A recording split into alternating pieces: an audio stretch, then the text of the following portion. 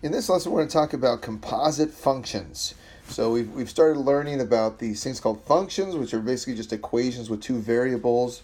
They have an input, they have an output, and they tell us what happens when a number goes into the function. Stuff happens that comes out. And this is really useful to study these because we see lots of generalizations that we can apply to lots of different types of functions, all right? Basically, it's how we use our algebra kind of idea. So, all right, a little review on function notation. F of x is f parentheses means f of x. And that means we have a function. The function is called f. And x is the input. So, when we put a number in, something's going to come out.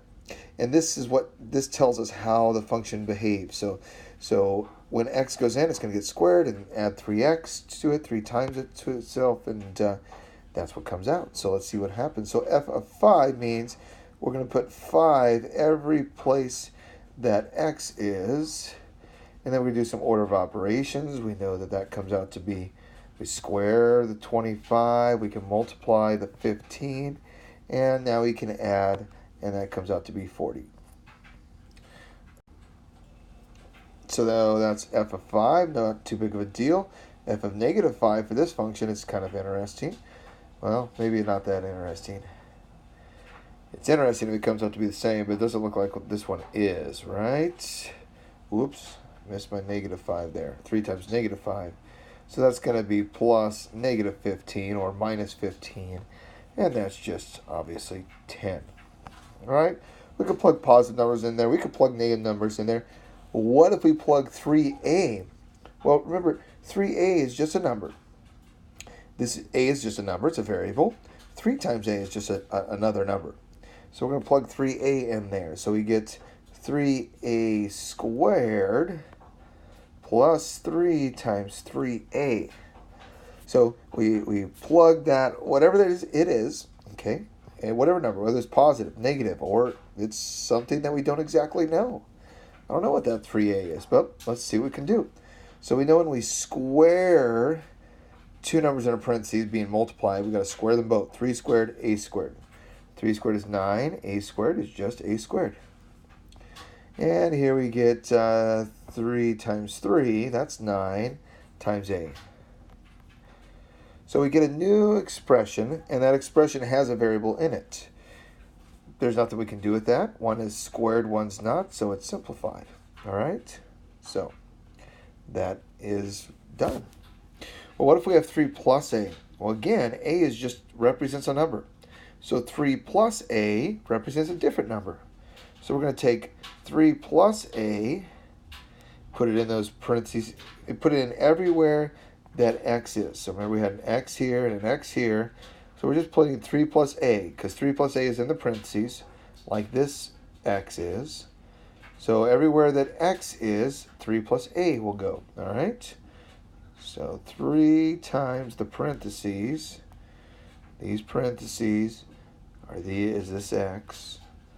So in that parentheses, let's go 3 plus a. Now we got to be careful here. It's tempting just to square the 3 and square the a.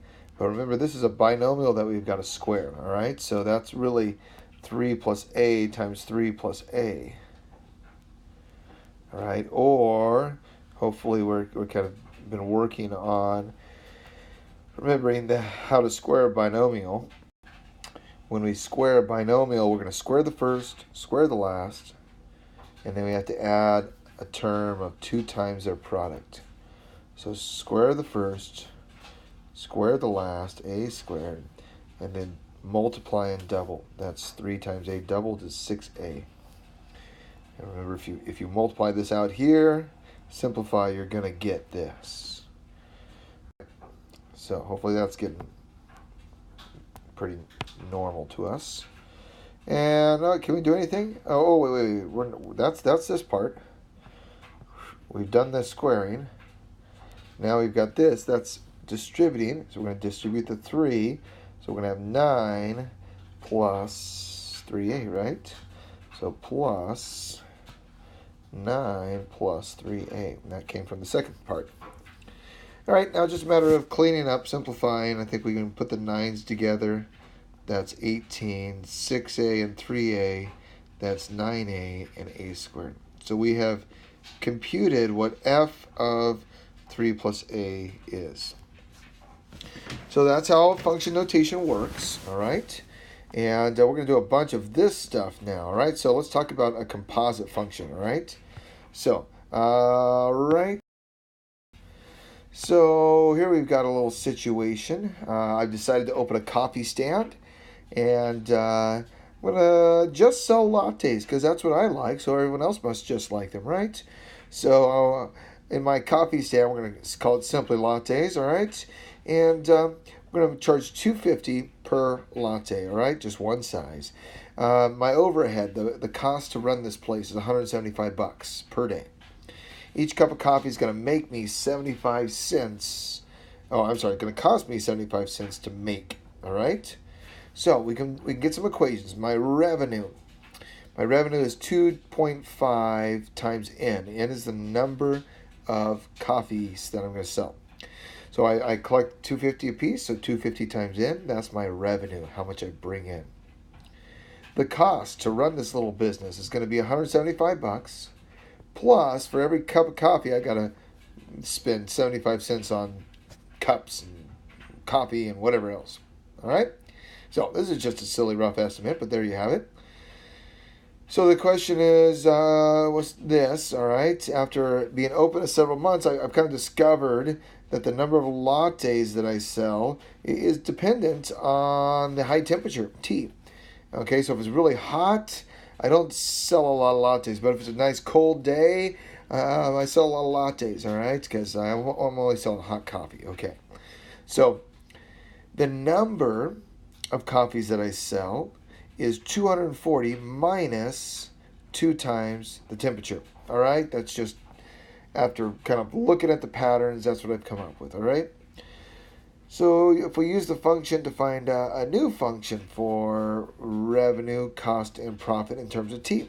So I'd like to wake up, I'd like to turn on my weather app, and I'd like to say, what's the temperature today?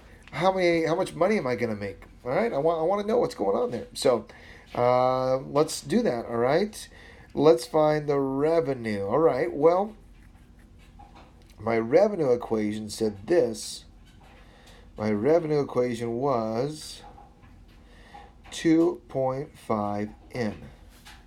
All right, but n is 240 minus 2t. So I can take this n here and I can swap that out for 240 minus 2t. And now I have a function not of n, but of t. So here's a function to find the revenue using temperature. So it's 2.5 times this 240 minus 2t, because that will tell me what n is. All right. Now I could clean that up a little bit. Let's go ahead and do that. So let's distribute there, and we get, let's see, 2.5 times 240. Well, let's see, that's 480 and 120. I think that's 600 minus 5t. So there's my function. When I wake up, look at the temperature. I see that it's going to be 50 degrees outside. Ooh, that's nice. If it's 50 degrees outside, 5 times 50 is 250. That tells me I'm going to make, $350. Okay? All right, how about cost? Well, the cost was a little more complicated. The cost was 0.75 n plus 570. Okay? So the cost, we've got to take this and substitute this. We're going to put this amount here, 240 minus 2t, for this n. Okay? So let's find our cost function. So our cost said this. The cost was, what was it, 0.25? No, 0.75. 0.75 times n. But what's n?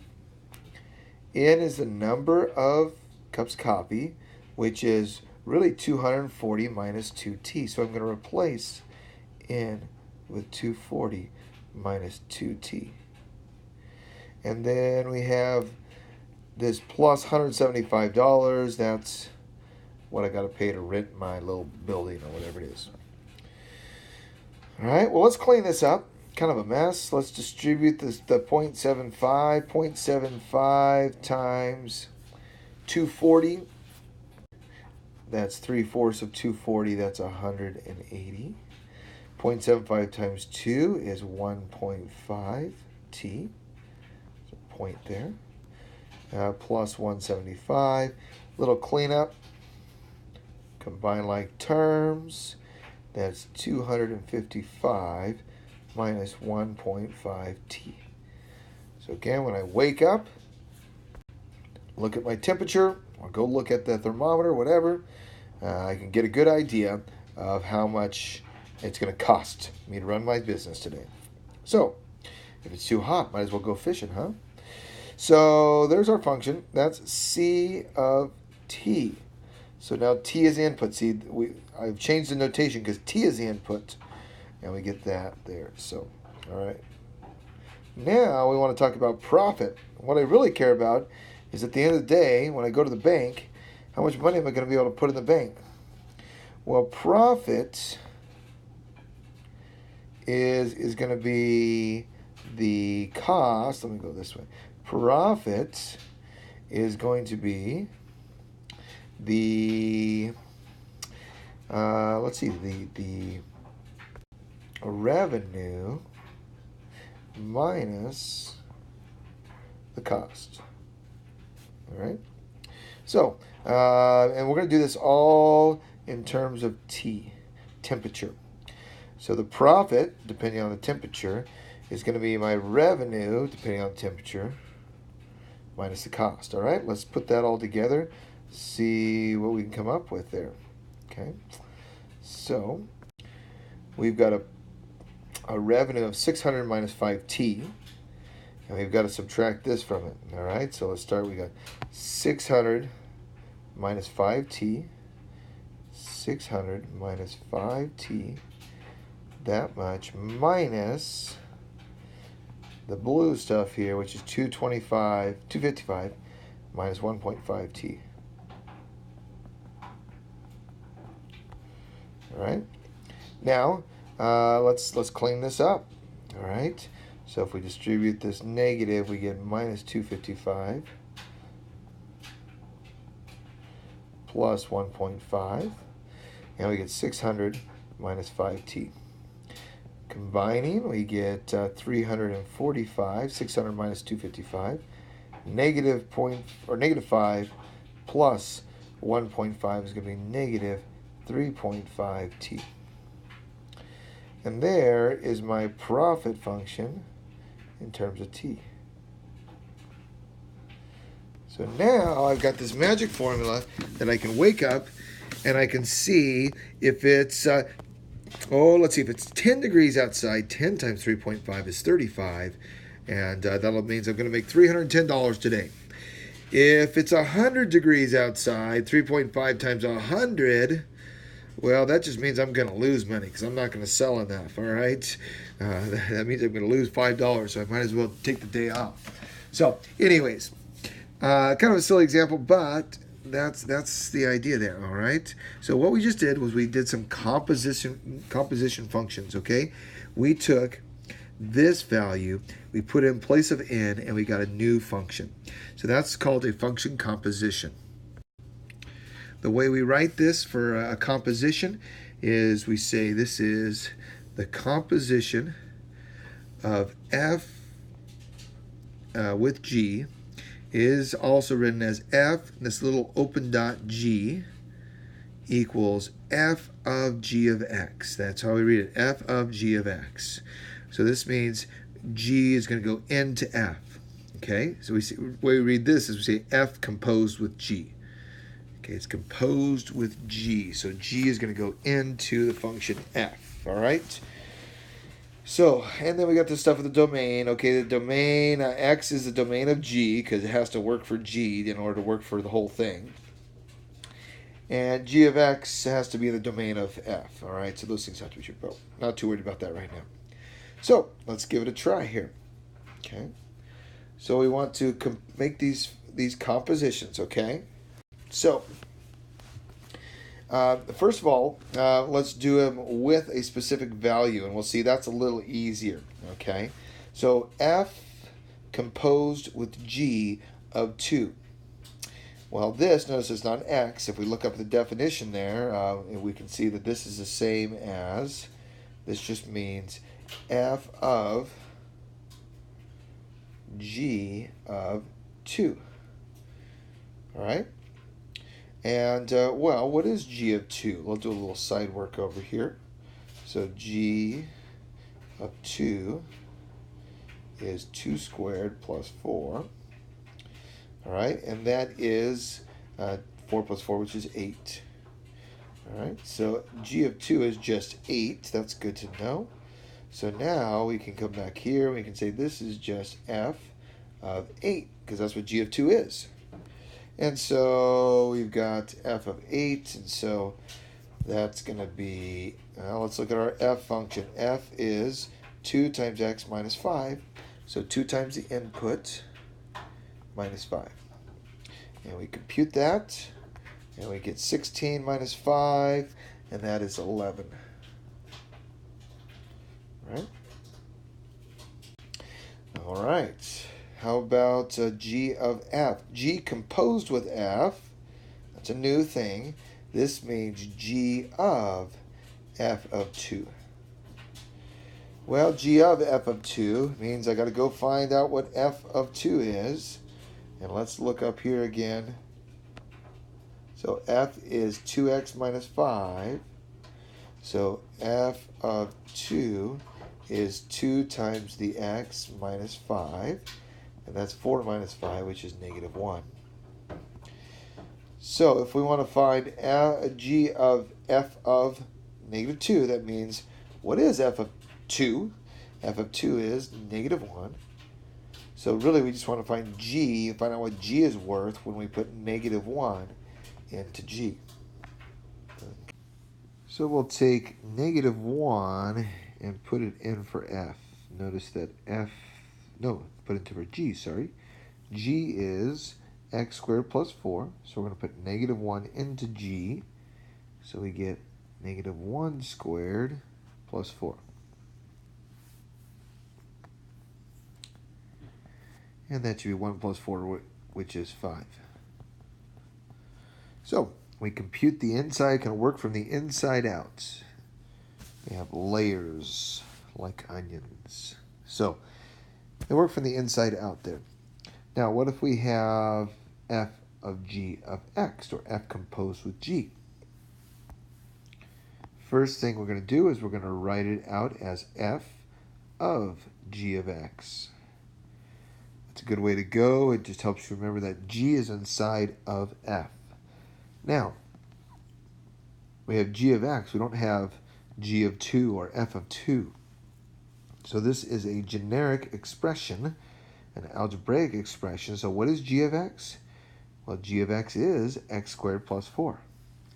So we're going to compute f of x squared plus 4. Well, kind of like we did at the beginning of the lesson there, now we're just going to take whatever this is and put it in place of f. Now here's where you got to be careful. So f says this. F is 2 times x, the input, minus 5. So 2 times the input minus 5, all right? So we have f, I'm going to write this as 2 times the input minus 5. And I like to do this because this reminds me that x over here in this function is just a placeholder. So it's holding in the place. We're going to put something in place of that. What are we going to put in place of that? Well, we're going to put this stuff. We're going to put x squared plus 4. That replaces every x in the function f. And now it's just a matter of cleanup. Distribute. And we have 2x squared plus 8 minus 5. And that's going to give us 2x squared plus 3. So that is f composed with g. So what if we have g of f of x, or g composed with f of x? So first thing is to write that out as g of f of x. Now, that's an optional step, but it's really a good picture of seeing that f is going to go into g. So this is going to be g of, what is f of x? Well, f of x is up here. F of x is 2x minus 5. So wherever there's an f of x, I can put 2x minus 5. So let's go ahead and put 2x minus 5 in there. So now we have g of x, actually g of 2x minus 5. So in place of this x, we're going to put 2x minus 5. So g is blank squared plus 4. That's what this function says. G of x is x squared plus 4, or the input squared plus 4. So whatever's in the input, that's going to get squared, and then we're going to add 4. So what is in the input? On the input here, we've got 2x minus 5. So we're going to put 2x minus 5 in the function and work it out. So we've got to square this. So let's practice that. Remember, when we're squaring a binomial, we have to square the first thing. That's 4x squared. We square the last one. That's plus 25. And then we're going to multiply and double. And if you multiply these, we get negative 10. Double, negative 20x. If you want to write this out and multiply it out longhand, you can. But we want to start to move away from that. Plus 4. And so we can clean that up. The 25 plus the 4, 4x squared minus 20x plus 29. That would be the simplified form. So that's a composition. We take the value of the inside one and put it into the outside one. Now, one more type of problem here. Here we have f and g of x, f of x and g of x. And we have a bunch of values given to us. So f of negative 4 is negative 6. F of negative 3 is negative 4. And so these are kind of cool problems because they help us kind of clarify what's going on. G composed with f. First thing you want to do is write it out, right? G of f of negative 3. So this means we need to figure out what f of negative 3 is. Well, f of negative 3 is 4, negative 4. So we're going to replace f of negative 3 with negative 4 because that's what f of negative 3 is. So this is g of negative 4. So now we're saying, well, what is g, function g, when x is negative 4? Well, what is g when x is negative 4? It's 15. So we get 15. That's it. Let's try one more. What is f composed with g of negative 3? Well, that's f of g of negative 3. So, if x is negative 3, wonder what g is. Well, g of negative 3 is 10. So when the input is negative 3, g is 10. So this is going to be f of 10. Is that right? Yeah. And we run into a problem here. This problem needs some fixing. So we want to find out what f is when x is 10. Well, what is f when x is 10? The table doesn't tell us, all right? Now, this one happens to have a pattern. Really, this should be in the table, all right? But when I wrote the problem, I messed up. Sorry. It looks like this is going to be 2x plus 2. I think there's a nice pattern here. 2 times the x plus 2, 2 times the x plus 2. So I think that this is going to be 22. Let's pretend that it's 22, huh? And I think this guy's going to be, yeah. Anyways, that's all right. Negative 45, I think. Maybe negative 55. Doesn't matter. So the moral of the story is this. We found out that g of negative 3 is 10. And now we need to know what f of 10 is. Well, let's pretend like we were told that it is 22. So f of 10 is 22. So hopefully that gives you the idea of how we do it with the table. So again, with composition, it's working from the inside out. So f of g of x. So we're going to find that inside value of g, and then we put that into f there. All right, so there we have it, composition functions. That's how they work, and we're going to use these to talk about inverses next, and from there we'll go into some exponentials and logarithms.